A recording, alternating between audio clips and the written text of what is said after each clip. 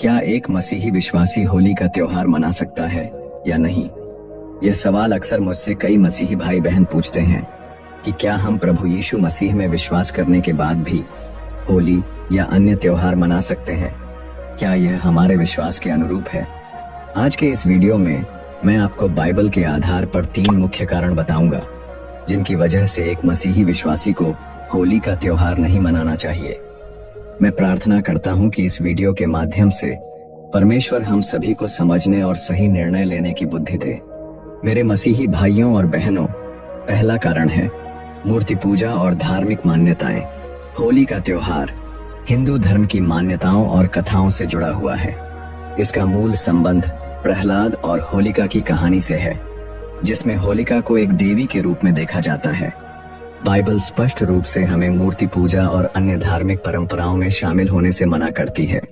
Bible का पवित्र वचन कहता है, निर्गमन 20 अध्याय 3 से 4 में परमेश्वर की आज्ञा स्पष्ट रूप से कहती है, तू मुझे छोड़ दूसरों को ईश्वर करके न मानना, तू अपने लिए कोई मूर्ति खोद कर न बनाना, न किसी की प्रतिमा बनाना जो आकाश में, पृथ्वी पर या जल के भीतर हो। जब हम ऐसे त्योहारों में भाग लेते हैं जिनका संबंध अन्य देवी देवताओं या धार्मिक मान्यताओं से होता है, तो हम अनजाने में ही परमेश्वर की इस आज्ञा का उल्लंघन कर रहे होते हैं। मसीही विश्वास के अनुसार केवल एक ही सच्चा परमेश्वर है जिसने स्वर्ग और पृथ्वी को बनाया। इसीलिए हमें किसी भी ऐसी प्रथाओं से दूर रहना चाहिए जो परमेश्वर की महिमा को दूसरे स्थान पर रखती है। मेरे मसीही भाइयों और बहनों, हमारा दूसरा कारण है पवित्रता और संयम का पालन करना। बाइबल हमें सिखाती है कि हमें एक पवित्र और संयम पूर्ण जीवन जीना चाहिए। लेकिन यदि हम देखें तो होली के त्योहार के दौरान बहुत सारे अनैतिक कार्य होते हैं। शराब पीना, नशा करना, अभद्र व्यवहार करना और कई बार हिंसा भी होती है। बाइबल का पवित्र वचन कहता है, गलातियों 5 अध्याय 19 से 21 में लिखा है, शरीर के काम तो प्रकट हैं, जैसे व्यभिचार, अशुद्धता, लुचपन, मूर्ति पूजा, टोना, बैर, झगड़ा, ईर्ष्या, क्रोध, विरोध, फूट, विधर्म, डाह, मतवालापन और अनैतिकता। ऐसे काम करने वाले लोग परमेश्वर के राज्य के अधिकारी नहीं होंगे। जब हम ऐसे त्योहारों में भाग लेते हैं तो हम खुद को उन गतिविधियों में शामिल करने का अवसर दे रहे होते हैं जो बाइबल के सिद्धांतों के विरुद्ध हैं। परमेश्वर चाहता है कि हम एक पवित्र जीवन जिएं और किसी भी ऐसी परिस्थिति से दूर रहें जो हमारे आत्मिक जीवन को नुकसान पहुंचा सकती है। मेरे मसीही भाइयों और बहनों, हमारा तीसरा कारण है सांसारिक रीति रिवाजों से अलग रहना। एक मसीही विश्वासी को संसार की रीति रिवाजों से अलग रहकर जीने के लिए बुलाया गया है। हमें अपनी बुद्धि को नया बनाने और परमेश्वर की सिद्ध इच्छा को समझने के लिए प्रेरित किया गया है।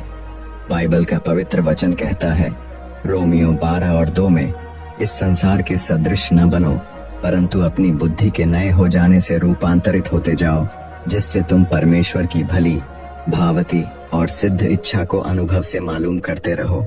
इसका अर्थ यह है कि हमें संसार की परंपराओं में शामिल होने के बजाय परमेश्वर की इच्छा को प्राथमिकता देनी चाहिए।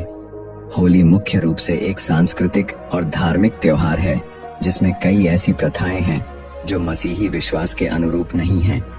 मेरे दोस्तों, मसीही विश्वास के अनुसार हमें केवल वही कार्य करने चाहिए जो परमेश्वर की महिमा को बढ़ाते हैं और हमारे आत्मिक जीवन को मजबूत करते हैं। होली का त्योहार मुख्य रूप से हिंदू धार्मिक कथाओं और प्रथाओं से जुड़ा हुआ है, जिसमें मूर्ति पूजा, अनैतिकता और सांसारिक रीति रिवाजों का समावेश है। इसलिए बाइबल के अनुसार एक मसीही विश्वासी को इस त्योहार से दूर रहना चाहिए। हमारा मुख्य उद्देश्य यीशु मसीह की शिक्षाओं का पालन करना और एक पवित्र जीवन जीना होना चाहिए। हमें किसी भी ऐसे त्योहार या परंपरा में भाग नहीं लेना चाहिए जो परमेश्वर के वचनों के विरुद्ध हो। मेरे मसीही भाइयों और बहनों, हमने अब तक देखा कि होली के त्योहार में भाग लेना एक मसीही विश्वासी के लिए उचित क्यों नहीं है, लेकिन इसके अलावा यह भी महत्वपूर्ण है कि हम यह समझें कि परमेश्वर हमसे क्या चाहता है और हमें अपने जीवन को किस प्रकार जीना चाहिए।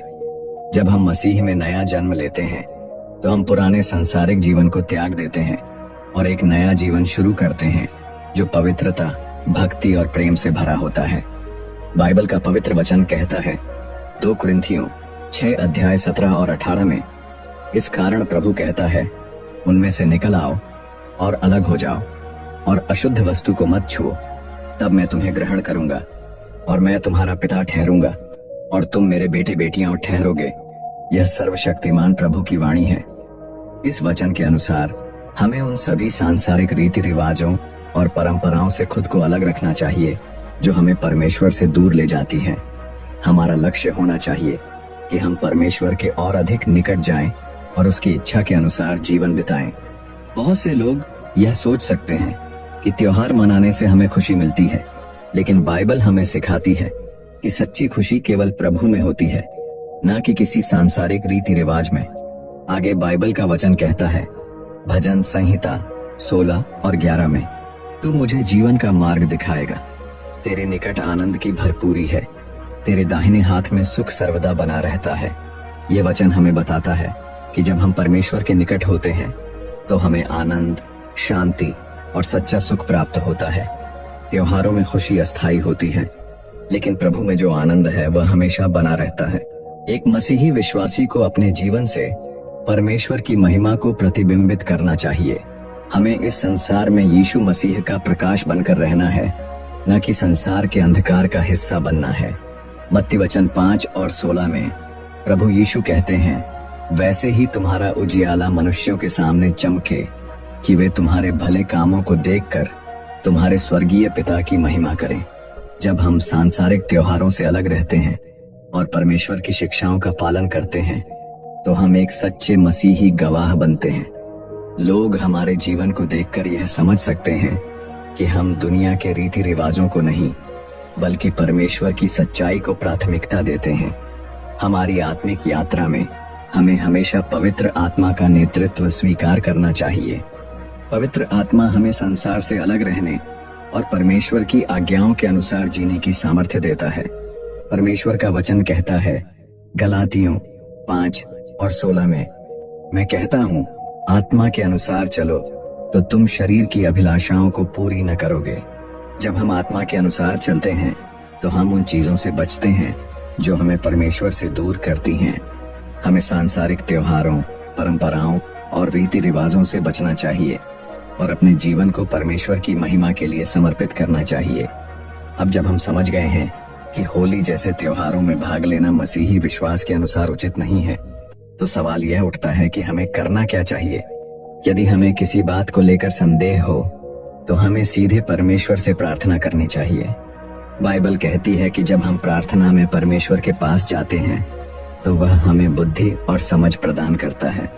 परमेश्वर का पवित्र वचन कहता है, याकूब 1 और 5 में लिखा है, यदि तुम में से किसी को बुद्धि की घटी हो तो परमेश्वर से मांगे, जो बिना उलाहना दिए सबको उदारता से देता है और उसे दी जाएगी।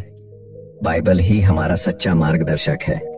यदि हम नियमित रूप से परमेश्वर के वचन का अध्ययन करें और उसे अपने जीवन में लागू करें तो हम कभी भी गलत रास्ते पर नहीं जाएंगे।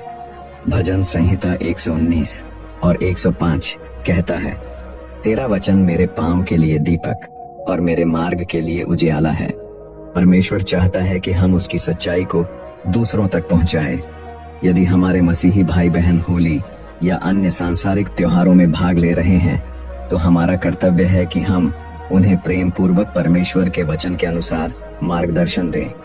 2 तीमुथियुस 4 और 2 कहता है, सुसमाचार का प्रचार कर, अवसर और अनवसर को काम में ला, सब प्रकार की सहनशीलता और उपदेश के साथ लोग दोषी ठहराए और चिताए और समझाए। हमें अपने आत्मिक जीवन को मजबूत करने के लिए रोजाना प्रार्थना करनी चाहिए, बाइबल पढ़नी चाहिए और मसीही संगति में रहना चाहिए। जब हम एक दूसरे को आत्मिक रूप से मजबूत करते हैं तो हम परमेश्वर के और भी अधिक निकट आ सकते हैं। इब्रानियों 10 और 25 में लिखा है, और एक दूसरे के साथ इकट्ठा होने से न छोड़ें, जैसे कि कुछ लोगों की रीति है, परंतु एक दूसरे को और भी अधिक प्रेरित करें, और जितना तुम उस दिन को निकट आते देखते हो उतना ही अधिक। मसीही जीवन संसार से अलग जीवन है। हम केवल इस संसार में हैं, लेकिन इस संसार के नहीं हैं।